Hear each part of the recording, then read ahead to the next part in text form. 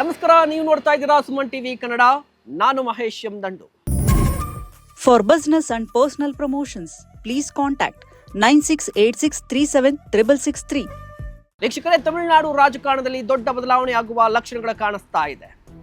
ಬಿಜೆಪಿಯಿಂದ ದೂರ ಸರಿದಿರುವಂತಹ ಅಣ್ಣಾಮಲೈಯವರು ಹೊಸ ಪಕ್ಷವನ್ನ ಕಟ್ತಾರಾ ಅನ್ನುವಂತ ಕುತೂಹಲಕಾರಿ ಪ್ರಶ್ನೆ ಮನೆ ಮಾಡಿದೆ. ಅಣ್ಣಾಮಲೈಯವರು ಬಿಜೆಪಿಗೆ ರಾಜೀನಾಮೆ ಕೊಟ್ಟಿದ್ರು, ಇವತ್ತು ಅಂಗೀಕಾರ ಆಗಿದೆ. ಹಾಗಾದ್ರೆ ವಾಟ್ ನೆಕ್ಸ್ಟ್? ಅಣ್ಣಾಮಲೈ ಏನ್ ಮಾಡ್ತಾರೆ? ಯಾವ ಪಕ್ಷಕ್ಕೆ ಸೇರ್ಪಡೆಯಾಗ್ತಾರೆ ಅಥವಾ ಹೊಸ ಪಕ್ಷವನ್ನ ಕಟ್ತಾರಾ?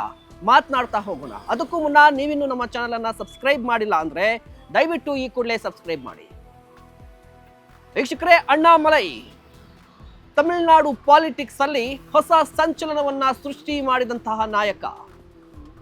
ಪೊಲೀಸ್ ಹುದ್ದೆಯನ್ನ ತ್ಯಜಿಸಿ ಬಿಜೆಪಿಯನ್ನ ಸೇರಿ ಬಿಜೆಪಿಗೆ ಒಂದು ಗಟ್ಟಿ ನೆಲೆಯನ್ನ ಸೃಷ್ಟಿಸ್ತೀನಿ, ದ್ರಾವಿಡ ಪಾಲಿಟಿಕ್ಸ್ ಅಲ್ಲಿ ಬಿಜೆಪಿಯ ಸಿದ್ಧಾಂತವು ವರ್ಕೌಟ್ ಆಗುತ್ತೆ ಅನ್ನುವ ಇರಾದೆಯನ್ನ ಇಟ್ಕೊಂಡು ಅಥವಾ ಆ ಇಚ್ಛಾಶಕ್ತಿಯನ್ನ ಇಟ್ಕೊಂಡು ಬಿಜೆಪಿಗೆ ದೊಡ್ಡ ಹೋಪ್ ಅನ್ನ ತಂದುಕೊಟ್ಟಂತಹ ನಾಯಕ ಅಣ್ಣಾಮಲೈ. ಬಿಜೆಪಿಯ ರಾಜ್ಯಾಧ್ಯಕ್ಷರಾಗಿದ್ರು. ರಾವರ ಅಧ್ಯಕ್ಷತೆಯಲ್ಲಿ ಚುನಾವಣೆಗೆ ಸ್ಪರ್ಧೆ ಮಾಡಿತ್ತು. ಆದ್ರೆ 2024ರ ಲೋಕಸಭಾ ಚುನಾವಣೆಯಲ್ಲಿ ಏನಾಯಿತು? ಬಿಜೆಪಿಯ ನಿರೀಕ್ಷೆ ಹುಸಿಯಾಯಿತು. ಸ್ವತಃ ಅಣ್ಣಾಮಲೈ ಅವರೇ ಸೋತು ಸುಣ್ಣ ಆದ್ರು. ಬಟ್ ಅದಕ್ಕೂ ಮುನ್ನ ಅಣ್ಣಾಮಲೈ ಅವರು ಒಂದು ಪಾದಯಾತ್ರೆಯನ್ನ ಹಮ್ಮಿಕೊಂಡಿದ್ರು ತಮಿಳುನಾಡಿನಲ್ಲಿ, ಹೆಣ್ಮಕ್ಕಳ್ ಅಂತ. ಸೊ ಆ ಪಾದಯಾತ್ರೆಗೆ ಬಂದಂತಹ ಯುವಕರ ಸಂಖ್ಯೆಯನ್ನ ನೋಡಿದಂತಹ ಸಂದರ್ಭದಲ್ಲಿ ಅಭೂತಪೂರ್ವ ರೆಸ್ಪಾನ್ಸ್. ಸ್ವತಃ ಪ್ರಧಾನಿ ನರೇಂದ್ರ ಮೋದಿ ಅವರೇ ಒಂದು ರೀತಿಯಾಗಿ ಶಾಕ್ಗೆ ಒಳಗಾಗಿದ್ರು. ಕಾರಣ ಏನು ಅಂತ ಹೇಳಿದ್ರೆ, ಅಣ್ಣಾಮಲೈ ಅವರ ಪಾದಯಾತ್ರೆಗೆ ಬಂದಂತಹ ಜನಸಂಖ್ಯೆಯನ್ನ ನೋಡಿ ಈ ಬಾರಿ ಬಿಜೆಪಿ ದೊಡ್ಡ ನಿರೀಕ್ಷೆಯನ್ನ ಇಟ್ಕೋಬಹುದು, ದೊಡ್ಡ ಮಟ್ಟದಲ್ಲಿ ಗೆಲುವನ್ನ ಸಾಧಿಸುತ್ತೆ ಅಂತ ಎಲ್ಲರೂ ಕೂಡ ನಿರೀಕ್ಷೆ ಮಾಡಿದ್ರು. ಅಂದ್ರೆ ಒಂದು ರೀತಿಯಾಗಿ ಟ್ರೆಂಡ್ ಸೆಟ್ ಅನ್ನ ಮಾಡಿದ್ರು ಅಣ್ಣಾಮಲೈ ಅವರು. ಆದ್ರೆ 24ರ ಲೋಕಸಭಾ ಚುನಾವಣೆಯಲ್ಲಿ ಏನೂ ಆಗ್ಲಿಲ್ಲ. ಹೋಗ್ಲಿ, 2026 ತಮಿಳುನಾಡು ವಿಧಾನಸಭಾ ಚುನಾವಣೆಯಲ್ಲಿ ಆದ್ರೂ ಬಿಜೆಪಿ ಕಮಾಲ್ ಮಾಡುತ್ತಾ ಅಂತ ನೋಡೋದಾದ್ರೆ, 2024ರ ಲೋಕಸಭಾ ಚುನಾವಣೆ ನಂತರ ಅಣ್ಣಾಮಲೈ ಅವರು ಬಿಜೆಪಿಯಲ್ಲಿ ಕಡೆಗಣಿಸಲ್ಪಡ್ತಾ ಇದ್ರು. ಹಂತ ಹಂತವಾಗಿ ಬಿಜೆಪಿಯಿಂದ ಅಥವಾ ಸಂಘಟನೆಯಿಂದ ಅಂತರವನ್ನ ಕಾಯ್ದುಕೊಳ್ತಾ ಇದ್ರು. ಆಗ ಎಲ್ಲರೂ ಕೂಡ ಅನ್ಕೊಂಡಿದ್ದೇನು ಅಂತ ಹೇಳಿದ್ರೆ, ಅಣ್ಣಾಮಲೈ ಬಿಜೆಪಿಗೆ ಗುಡ್ ಬೈ ಹೇಳ್ತಾರೆ ಅಂತ. ಆ ಚರ್ಚೆ ಏನಿತ್ತಲ್ವಾ, ಆ ಚರ್ಚೆಯ ನಡುವೆ ಇತ್ತೀಚೆಗಷ್ಟೇ ಅಣ್ಣಾಮಲೈ ಅವರು ತಮ್ಮ ರಾಜೀನಾಮೆ ಪತ್ರವನ್ನ ಬಿಜೆಪಿಯ ವರಿಷ್ಠರಿಗೆ ಹುಟ್ಟಿದ್ರು. ಇವತ್ತು ಅಂಗೀಕಾರ ಆಗಿದೆ. ತುಂಬಾ ದೊಡ್ಡ ನಿರೀಕ್ಷೆಯನ್ನ ಹುಟ್ಟು ಹಾಕಿದಂತ ಅಣ್ಣಾಮಲೈ ಅವರು ಬಿಜೆಪಿಗೆ ಗುಡ್ ಬೈ ಹೇಳಿದ್ದಾಗಿದೆ. ಹಾಗಾದ್ರೆ ವಾಟ್ ನೆಕ್ಸ್ಟ್? ಏನ್ ಮಾಡ್ತಾರೆ? ಹೊಸ ಪಕ್ಷವನ್ನ ಕಟ್ತಾರಾ ಅಥವಾ ಟಿವಿಕೆ ಸೇರ್ಪಡೆ ಆಗ್ತಾರಾ? ಸಾಧ್ಯತೆಗಳ ಬಗ್ಗೆ ಮಾತನಾಡೋಣ.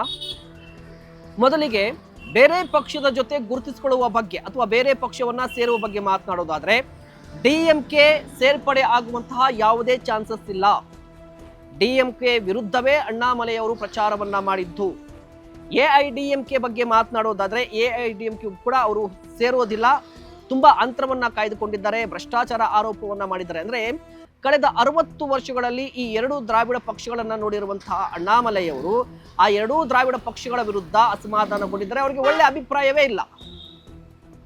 ಹಾಗಾದ್ರೆ ಟಿವಿಕೆ, ದಳಪತಿ ವಿಜಯ್ ನೇತೃತ್ವದ ಟಿವಿಕೆ ಅನ್ನ ಸೇರ್ಪಡೆ ಆಗ್ತಾರಾ ಅಂತ ಹೇಳಿದ್ರೆ ಅದು ಕೂಡ ತುಂಬಾ ಕಷ್ಟ ಅಂತ ಅನ್ಸುತ್ತೆ. ಬಟ್ ಆ ಸಾಧ್ಯತೆಗಳ ಬಗ್ಗೆ ಇನ್ನೂ ಕೂಡ ಯಾವುದೇ ರೀತಿಯ ಮಾಹಿತಿಯನ್ನು ಸಿಗ್ತಾ ಇಲ್ಲ ಅಥವಾ ಚರ್ಚೆ ಕೂಡ ಏರ್ಪಡ್ತಾ ಇಲ್ಲ. ಬಟ್ ಎಲ್ಲರೂ ವೇಟ್ ಮಾಡ್ತಿರೋದು, ಎಲ್ಲರ ಮನಸ್ಸಲ್ಲಿರುವಂಥದ್ದು ಅಥವಾ ಎಲ್ಲರೂ ಅಂದಾಜಿಸ್ತಾ ಇರೋದು ಏನು ಅಂತ ಹೇಳಿದ್ರೆ, ದ್ರಾವಿಡ ಪಾಲಿಟಿಕ್ಸ್ ಅಲ್ಲಿ ಮತ್ತೊಂದು ಪಕ್ಷ ಬರುವ ಸಾಧ್ಯತೆ ಇದೆ ಅಂತ. ಅಂದ್ರೆ ಅಣ್ಣಾಮಲೈ ಅವರು ಈ ಹಿಂದುತ್ವ ಸಿದ್ಧಾಂತವನ್ನ, ಬಿಜೆಪಿಯ ಸಿದ್ಧಾಂತವನ್ನ ಪಕ್ಕಕ್ಕೆ ಇಟ್ಟು ದ್ರಾವಿಡ ಅಸ್ಮಿತೆಯನ್ನ ಗುರುತಿಸುವಂತಹ ಅಥವಾ ದ್ರಾವಿಡ ಅಸ್ಮಿತೆಗಾಗಿ ಹೋರಾಟ ಮಾಡುವಂತಹ ಒಂದು ರಾಜಕೀಯ ಪಕ್ಷವನ್ನ ಕಟ್ತಾರೆ ಅಂತ, ಹೊಸ ರಾಜಕೀಯ ಪಕ್ಷವನ್ನ ಕಟ್ತಾರೆ ಅಂತ. ಹಾಗಾದ್ರೆ ಆ ಪಕ್ಷದ ಹೆಸರು ಏನಾಗಿರ್ಬೋದು ಅಂತ ಹೇಳಿದ್ರೆ, ಇತ್ತೀಚೆಗೆ ನಾನು ನೋಡಿದಂತ ಒಂದು ಸುದ್ದಿಯ ಪ್ರಕಾರ ತಮಿಳುನಾಡು ಜನತಾ ಪಾರ್ಟಿಯನ್ನ ಕಟ್ತಾ ಇದ್ದಾರಂತೆ.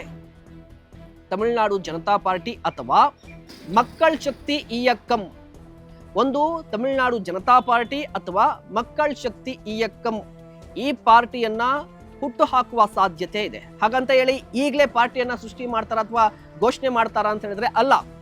ಮೊದಲು ಈ ಹೆಸರಲ್ಲಿ ಅವರು ಒಂದು ಆಂದೋಲನಕ್ಕೆ ಮುಂದಾಗ್ತಾ ಇದ್ದಾರೆ, ಒಂದು ಚಳುವಳಿಗೆ ಮುಂದಾಗ್ತಾರೆ. ಆ ಚಳುವಳಿ ಏನು ಅಂತ ಹೇಳಿದ್ರೆ ಯುವಕರನ್ನ ಟಾರ್ಗೆಟ್ ಮಾಡಿಕೊಂಡು ಯುವಕರ ಸಮಸ್ಯೆಗಳ ಬಗ್ಗೆ ಬೆಳಕನ್ನ ಚೆಲ್ಲಿ ಆ ಸಮಸ್ಯೆಗಳ ಬಗ್ಗೆ ಪರಿಹಾರ ಕಂಡುಕೊಳ್ಳೋದು ಮತ್ತೆ ಯುವಕರನ್ನ ತಮ್ಮತ್ತ ಸೆಳೆಯುವ ಕಾರಣಕ್ಕಾಗಿ ಒಂದು ದೊಡ್ಡ ಸಂಘಟನೆ ಕಟ್ಟಲಿಕ್ಕೆ ಮುಂದಾಗ್ತಾ ಇದ್ದಾರಂತೆ ಅಣ್ಣಾಮಲೈ ಅವರು.